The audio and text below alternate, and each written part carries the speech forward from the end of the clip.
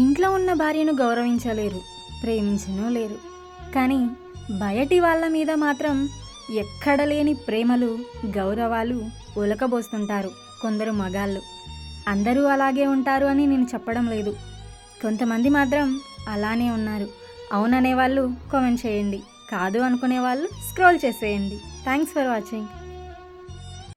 ఉండి పట్టించుకోలేదు అనే బాధ కంటే ఎవరూ లేరు నాకు అనే ఫీలింగ్ చాలా బాగుంది కదా. మీకు కూడా అలాగే ఉందా చెప్పండి. దేవుడు ఎదురుగా వచ్చి ఏ వరం కావాలో కోరుకో అంటే త్వరగా చావు ఇవ్వమని కోరుకుంటాను. ఎందుకంటే నా జీవితం నాకే నచ్చట్లేదు.